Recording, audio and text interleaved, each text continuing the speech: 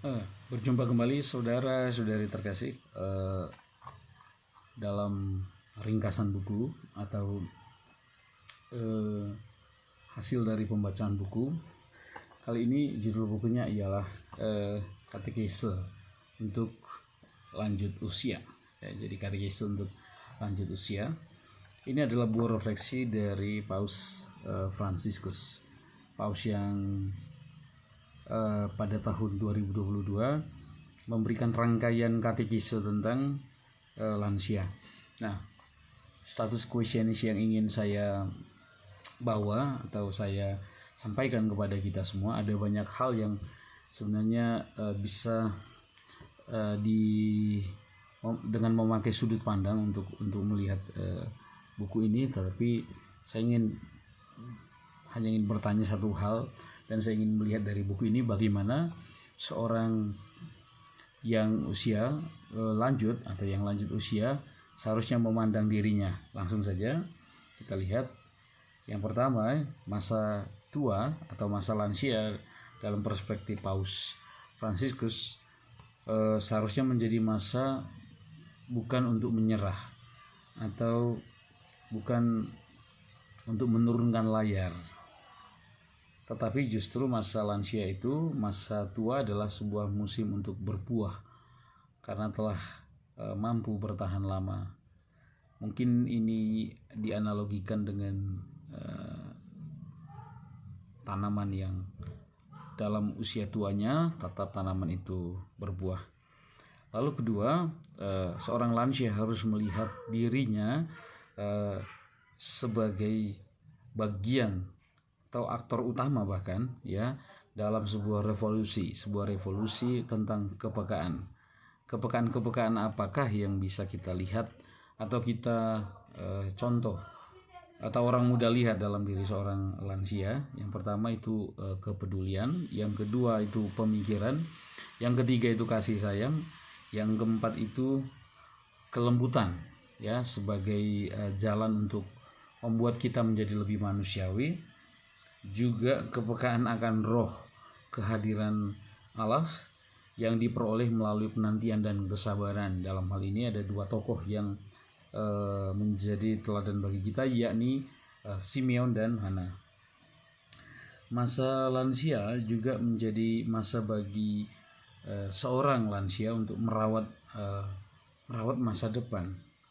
Masa depan siapa? Tentu masa depan generasi muda dari bahaya, dan terutama salah satu bahaya yang disoroti yaitu bahaya hidup di permukaan, bahaya hidup superficial.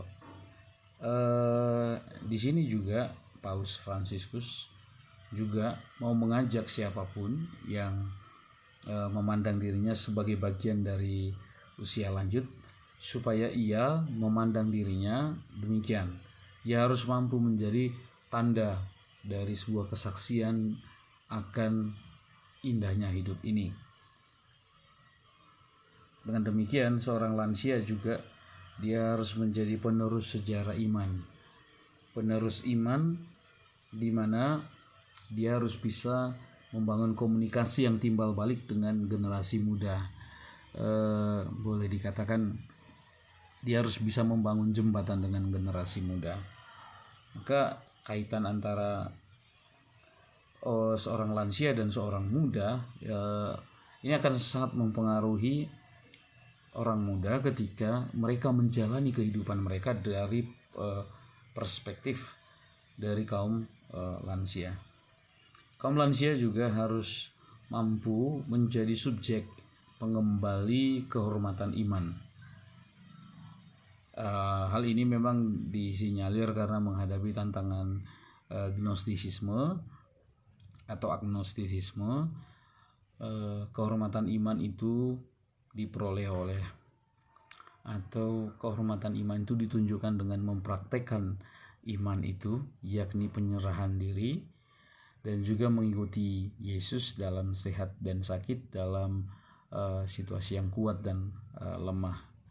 Selain itu, seorang lansia juga dia harus menjadi penemu jalan kesaksian akan kekuatan doa kekuatan doa yang menurut Paus Fransiskus adalah sebuah kekuatan yang sangat diperlukan dalam menjalani hidup ini, dan menjadi penemu jalan keadilan dengan cara memandang salib, bahwa salib itu adalah keadilan yang seadil-adilnya, keadilan yang paling sempurna tentang hubungan manusia dengan Allah.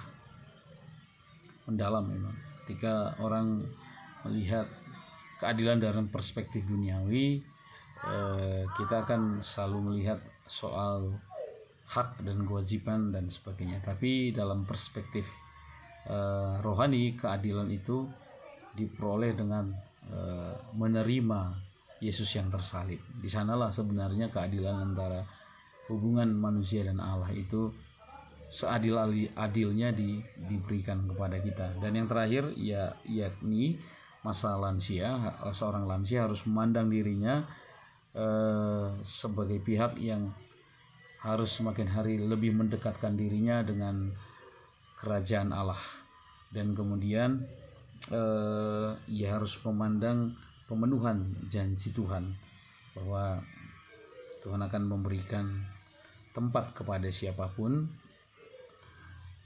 Dari Yohanes 14 ayat 1 sampai dengan ayat 6, ia pergi ke rumah Bapa untuk menyediakan tempat.